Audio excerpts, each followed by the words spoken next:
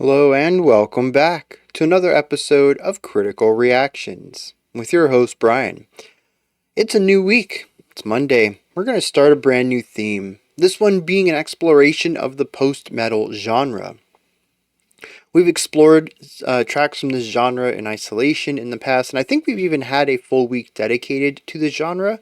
But it's always nice to revisit some of this stuff with a focus on it, to take some of the knowledge I've gained over the years of listening to this kind of stuff and seeing, I don't know, if I've learned anything new, any new takeaways from the genres. Can see how bands are evolving the genre, stuff like that.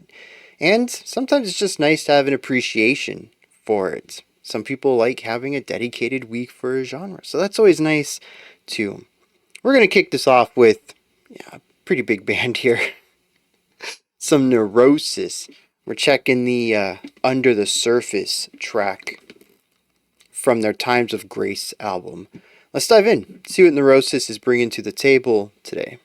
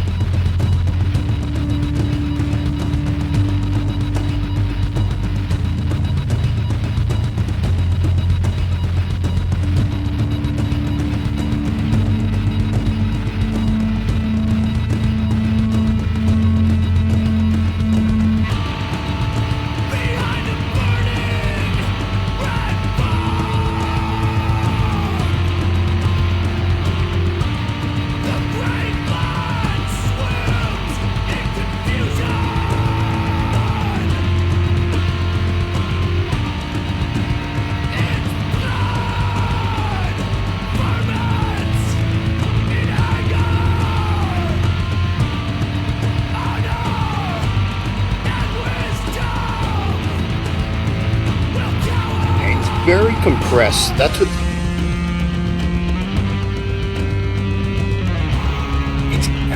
it's opening up just a little bit. I'd love to hear it go a little bit further. I love the toms. I don't think we've very sparse cymbal work so far.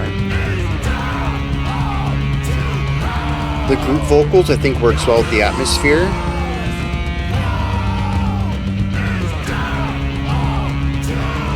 Nice spaciousness on some of those secondary vocals.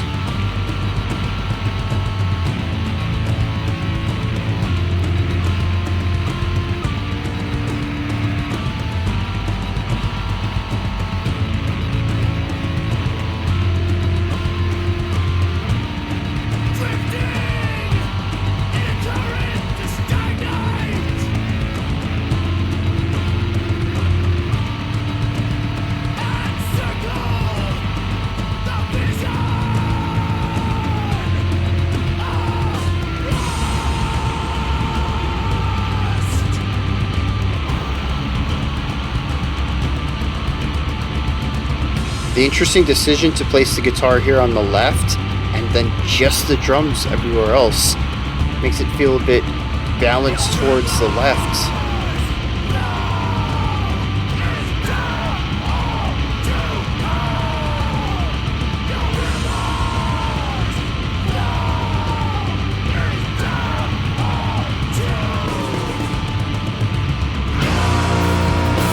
There we go. That's what I was waiting for. It felt so small this whole time. I thought it was compression, and I think some of it might have been, but also layers really helps fill this out.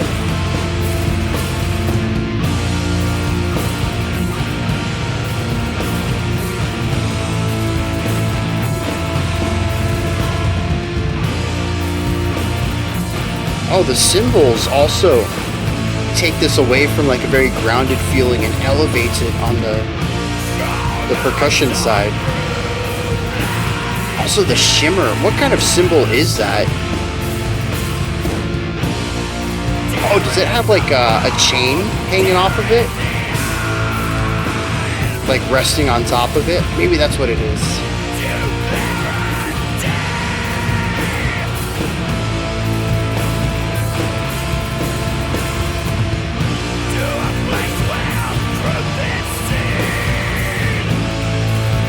This chord right here, I love it. And of course, I don't get a chance to show why. It is such a dark movement from that third chord. There's a path or a fork. This is interesting. It can either become optimistic and resolve cleanly, or it can go into this darker undercut, and it does that. It dips down, I think, a half step and goes into some extra tension there.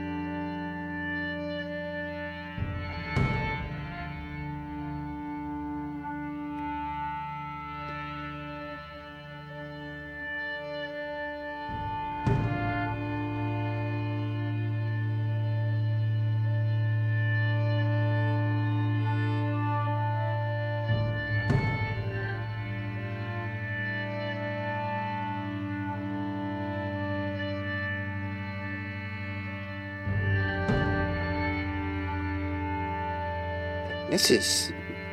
I want to know what tempo this is, but I can't even feel this out. I can't count it. All we have is that one pulse, and there's so much distance between those drum hits.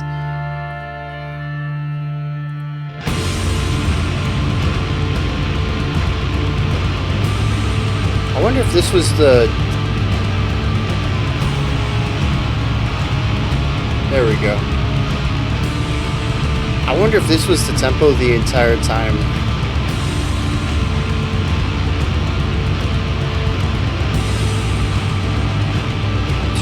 1, 2, 3, 1, 2, 1, 2, 3, 1, 2, 3, 1, 2. Okay.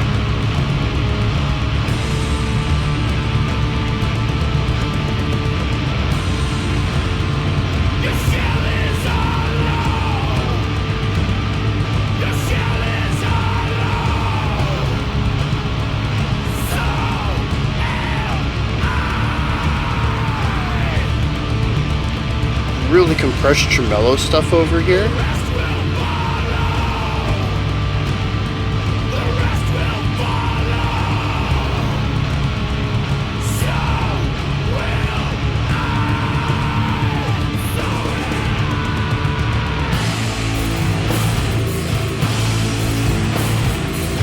Really heavy, emphasizing 1, 3, 1. Rave sounds.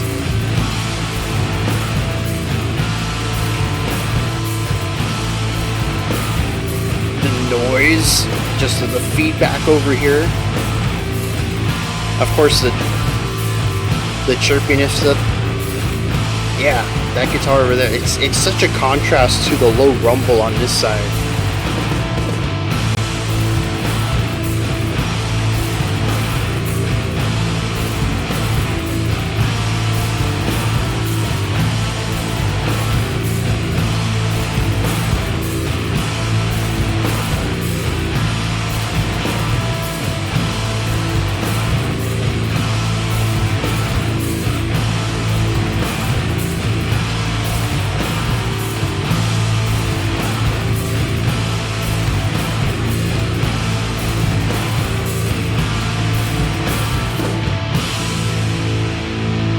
Yeah, dude. I love that.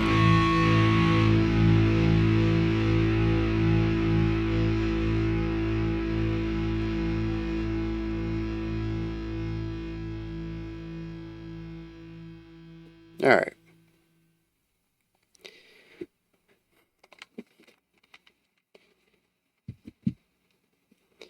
So right there at the end, I had mentioned it's very heavy, very intentional and weighty, but also we emphasize the 1 and the 3. This is important.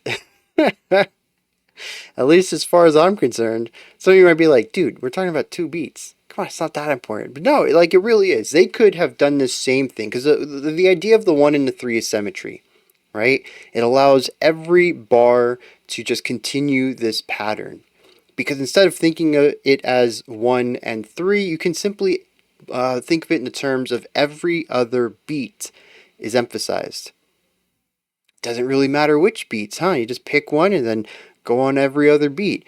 And you can get the same vibe, but there is an importance to 1 and 3. We could have done this on 2 and 4. But the thing about that, to me anyways, is that 2 and 4 tends to symbolize the future. It is momentum. It drives through the bar, pushing towards the next. Think about it this way. What's the first beat of the bar? How do you become the most present with the bar? How do you progress at the same speed as the sheet music, in a sense?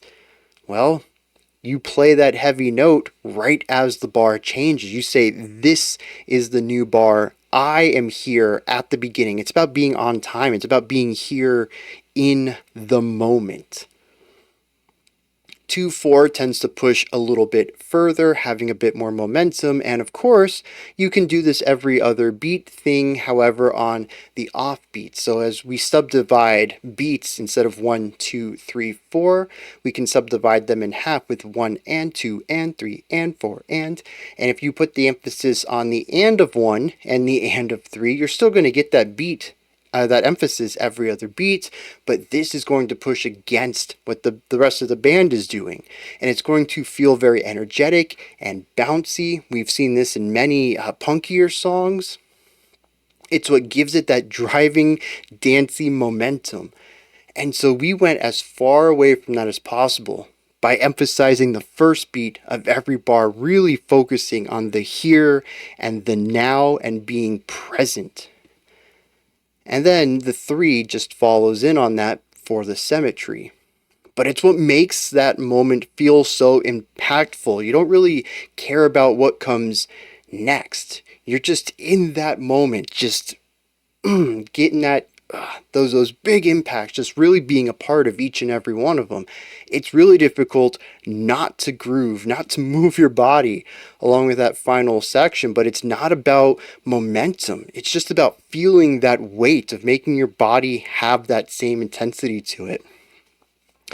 That section doesn't make me want to dance. It just makes me want to move in very rigid ways. And it's all because of the emphasis on that first beat. There's a lot of ways they could have kept a symmetrical beat that way and still had the heavy emphasis. It would not have felt the same way, though. That 1 and 3 is super important there. All right. Now that we've talked about the importance of 2 single beats,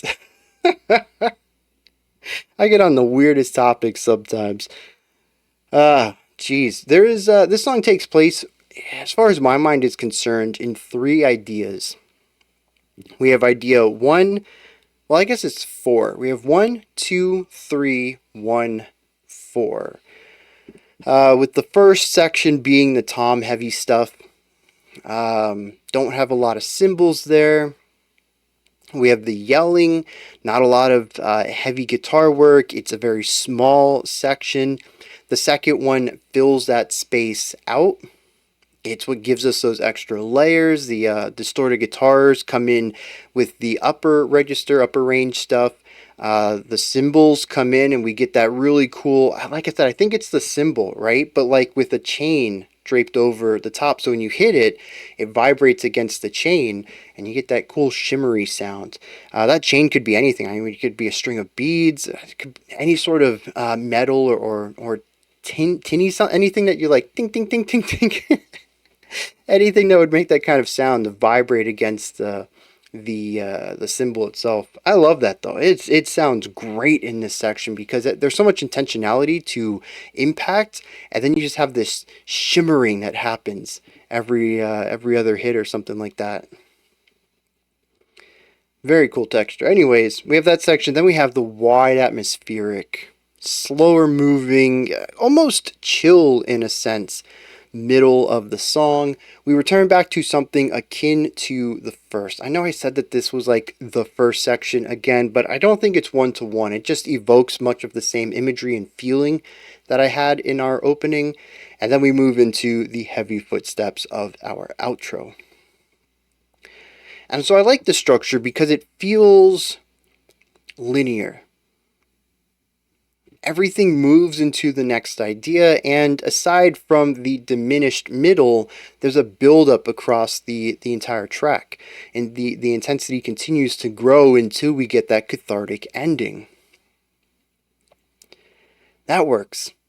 That works. I mean, I'm not much of a slow burn person, but I think they do enough to keep things interesting for the most part. And I think a lot of that comes down to just raw atmosphere, which, I mean, they're masters at. The first atmosphere just works. They could have added any sort of drum work, but instead they're like, no, we're focusing specifically on the toms. It's going to keep things grounded. The next section was impact away from that to feel the weight of this massive sound as we filled out the sound sphere. Every section is there designed to provide a specific emotion based on where we came from. After that second section, we're at our biggest. We have filled out the sound sphere.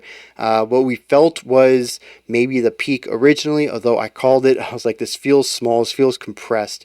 We had that explosion of sound. We're like, oh, okay, this is the revelation. This is how big it is. We went from that down to the bottom to almost nothing. And then from there we built up to the ending. It's all about this atmosphere and contrast from where we've been. And sometimes it's not even just contrast, it's just expansion. And it just works. It works so well.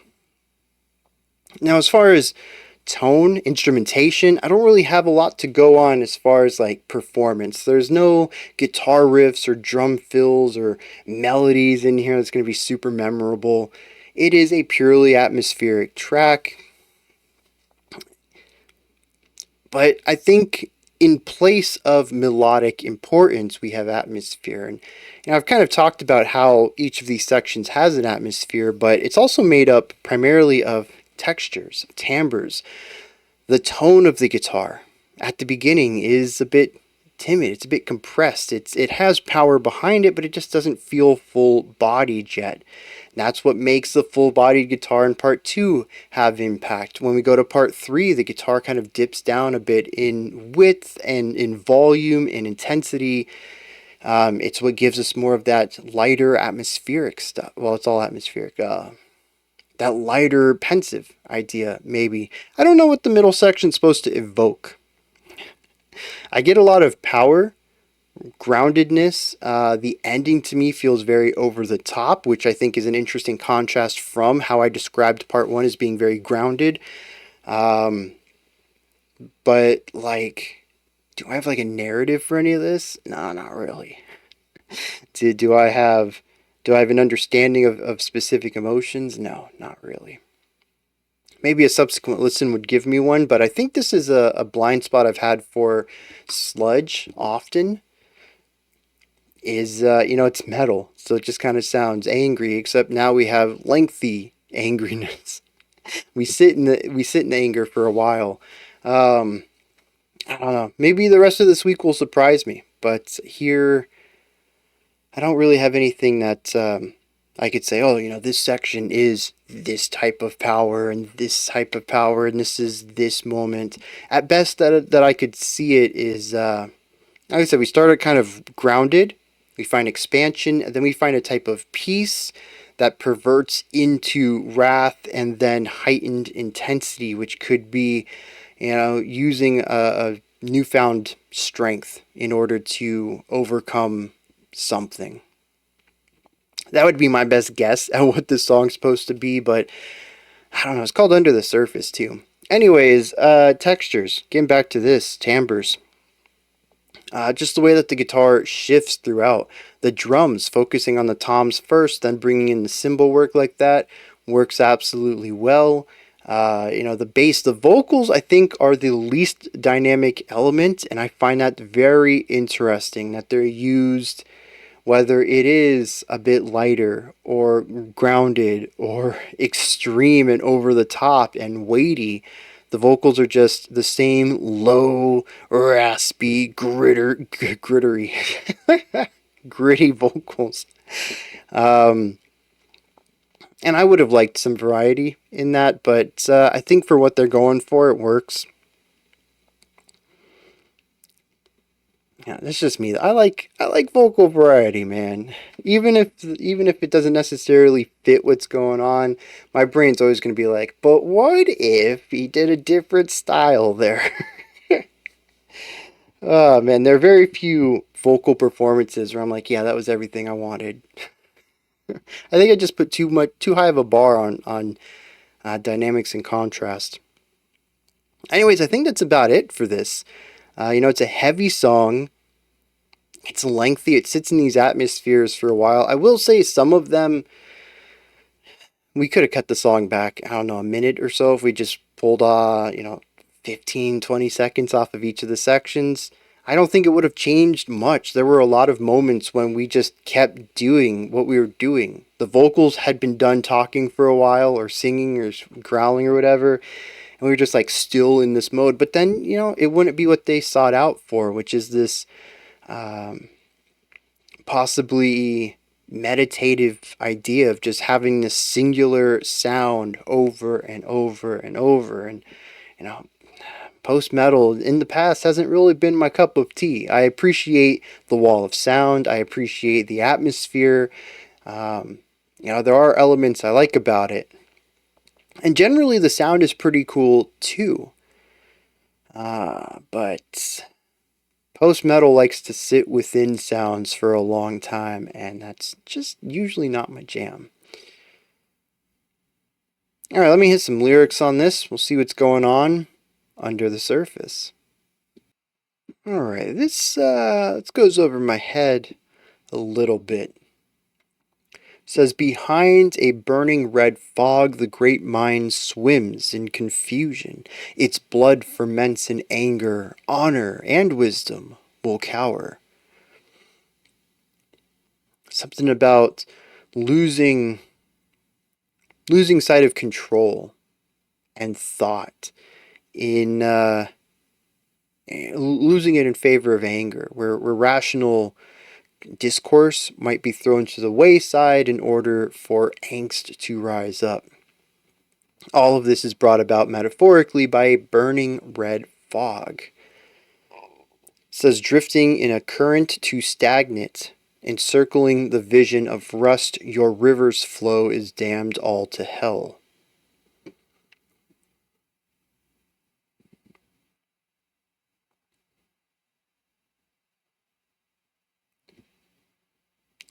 Drifting in a circle, stagnation, the river isn't going anywhere.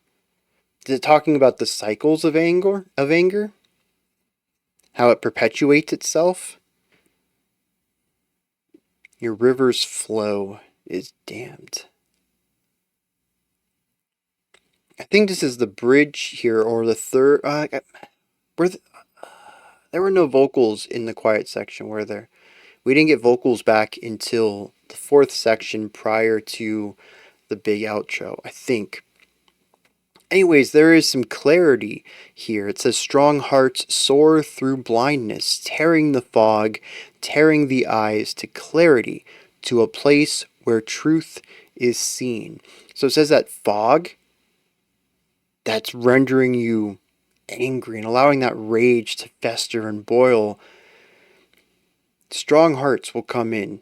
Those who are close to you, those who love you, will come in and tear through that fog and bring you peace and tranquility,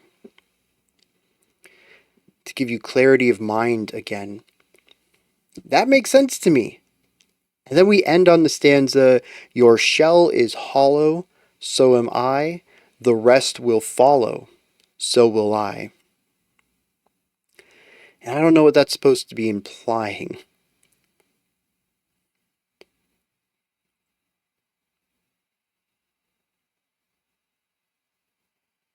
unless that previous stanza wasn't a description of action. It was saying that if you have a strong heart, you will cut through this fog. But since you didn't, you're hollow because of it. But I will still follow you. Like, I don't know. I don't know how best to take this in, but yeah, aside from this ending, this revelation here, the song is about allowing one's mind to be clouded by anger. The ending of the song, we build up into this really angry idea. And again, it's all about the present. It says that we remove honor and wisdom when we are clouded by anger. I keep using the word clouded, but we are talking about a fog. So I guess that kind of works well. I did not intend for that language to line up that way. But assuming that the middle of the song is supposed to be either a plea for this person to use their better judgment and calm down, or if it is a moment of introspection, of knowing that if I had a stronger heart, I could beat this, but I don't. And then building back up the anger. It's fighting this only to lose that battle, for the anger to push back until it peaks again. And it's all you can think about. It is entirely consuming. There is no wisdom or forethought. There is no trying to figure out what consequences are. There's nothing about the future. It is about the now. I am angry. Now I'm going to stomp my feet. Now I'm going to, throw a tantrum. I'm going to allow this rage to consume me, and I'm not thinking about anything else. Again, it's that hyper focus that I was talking about with the emphasis on 1 and 3, to really zone in on right this moment, to be present. Now, I kind of expected something else in this presence. But it's be hyper fixated on an anger, on vengeance or whatever. I mean, yeah, I think that lines up really well with the outro too. All right, those are my thoughts. Neurosis is under the surface. Under the surface. Encanto fans out there, rise up. I don't know. What am I even doing? That has been stuck in my head though. The chorus to Surface Pressure from Encanto. That's such a good song. It really is. Anyways, we're not talking about anything. We're wrapping things up. Neurosis Under the Surface. Let me know what you thought of this track, because these were my thoughts. Maybe you had different ones. Maybe different perspectives, different takes on things. Maybe you agree with what I said but have more to say about it. Maybe you disagree with some stuff I said. Let me know. Put that stuff down in the comments section. Above that, in the description box, you'll find a link to Linktree. Takes you here. You can find links to my music, ways to support the channel, a link to the Discord server, and so much more. Above that, if you could, like and subscribe and ring the bell. I greatly appreciate all 3 of those. This is a weird Monday. Stumbling all over my outro. We have another video coming up. Otherwise, I'll be back tomorrow, 5 p.m. Eastern Standard Time, 9 p.m. UTC. Until next time, remember to be critical, not cynical, and have a fantastic morning, afternoon, or evening, whenever you choose to watch my videos.